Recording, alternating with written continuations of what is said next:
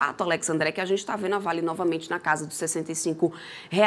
Se a gente for olhar o gráfico, daqui a pouco o Garuf vai trazer isso para a gente vê movimentos ali de que a Vale vem, parece que são ciclos, né? Bate ali esse 65, depois consegue, já devido ao cenário e tudo mais, fazer uma reversão e buscar novamente alta.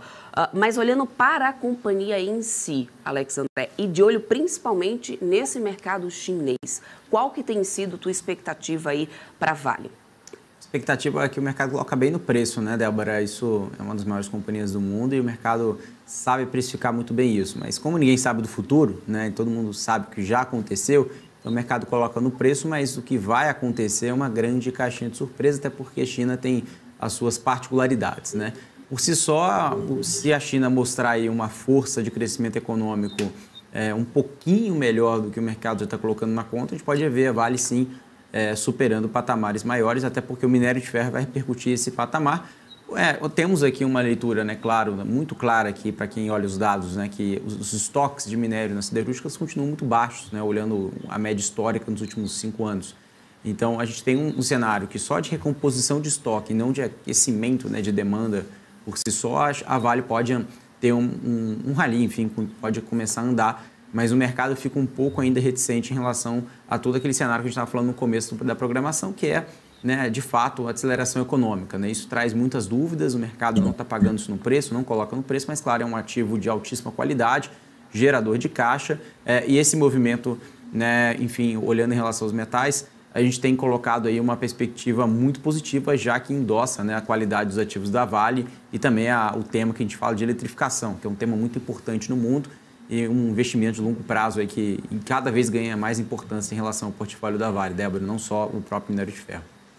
Perfeito. Garuf, será que você me traz aí no gráfico da Vale, né? Qual que é a tua análise em relação à Vale? Será que a gente acaba perdendo aí esse fundo que a gente já vem acompanhando de outros momentos também do papel e consegue reverter? Ou o preço de Vale pode permanecer ainda nessa tendência de queda que a gente já vem acompanhando na companhia?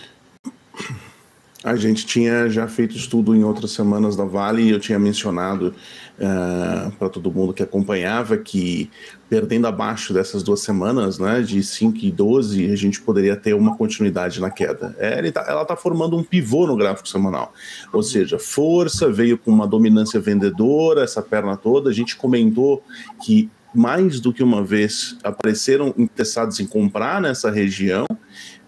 O que me preocupa bastante é um movimento em que o gráfico mensal fez e ele está dando continuidade, ou seja, ele montou uma sequência de baixa, eu chamo de pressão, 3 meses de baixa, o quarto deu uma continuidade. Isso é bastante ruim. Numa visão mensal, a projeção está vindo abaixo da mínima anterior dos 55, vindo na casa dos 51. Não acho ainda que a gente tem elementos para dizer que ele perde a mínima que ele fez em novembro, que foi de 55, tá? 55,26.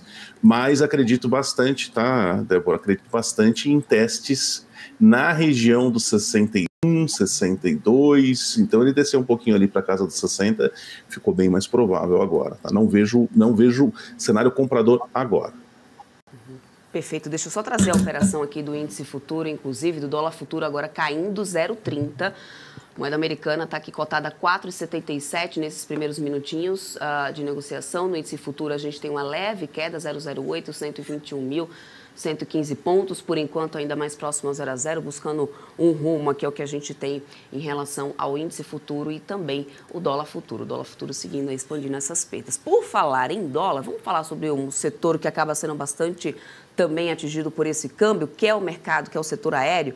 Gente, o mercado aéreo doméstico transportou mais de 7 milhões de passageiros, mais precisamente 7.300.000 passageiros só no mês de maio. Esse foi o maior volume desde 2015, tá? Segundo a ANAC, ao longo dos 5 primeiros meses de 2023, o Brasil registrou mais de 36 milhões, né, de passageiros aí viajando, realmente conseguindo se movimentar, ou seja, Alex, a gente volta... Bom, o setor a gente já tem visto, né, bem mais positivo nos últimos... Deixa eu trazer aqui a Aéreas e Turismo, nas últimas semanas. A gente está vendo, inclusive, aí Azul, Gol acumulando altas e boas perspectivas aí para frente, né? Uma onda de boas notícias, inclusive, para o setor.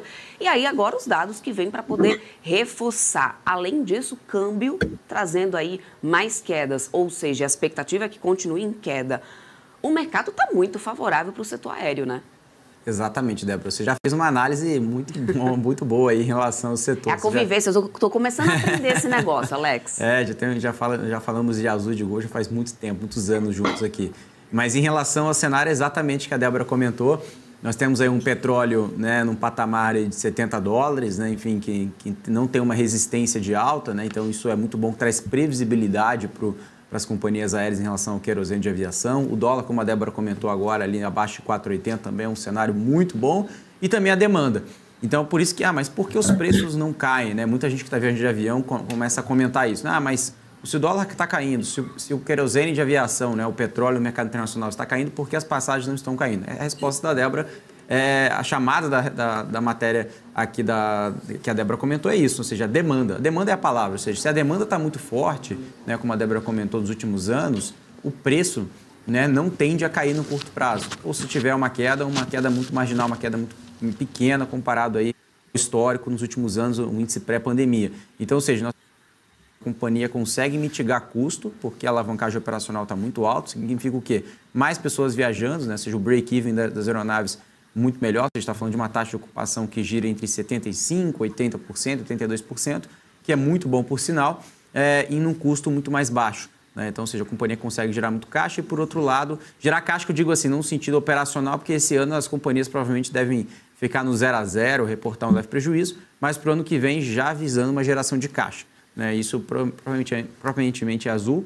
Né? Ela vai para esse ano fechar no 0 a 0, depois do acordo dos lessores, era para queimar 3 bi de reais ao longo desse ano, e agora eles estão bem mais confortáveis depois desse movimento. A Gol também por si só tem um guidance também, assim como a Azul, guidance forte de entrega de resultado, tanto de EBITDA quanto de receita, e também, claro, que decepcionou um pouco, Débora, foi o cargo, tá? O cargo que o mercado esperava um pouco melhor, porque a base comparativa foi muito alta. Durante a pandemia, os aviões só serviram mesmo para transportar mercadorias, vacinas, enfim, e agora o mercado está sofrendo um pouco de dificuldade em relação a esse crescimento, que tem algumas explicações, que é a aceleração global, né? Ou seja, isso tem relação à indústria, em relação a serviços, isso também prejudica um pouco a retomada mais forte comparado a 2019, mas não tira aí o ímpeto em relação à encomenda de aeronaves. Isso é uma grande proxy. A encomenda de aeronaves está muito alta, tem um grande pipe, olha o que está acontecendo no mundo, a Índia fazendo a maior encomenda do mundo, mais de 500 aeronaves.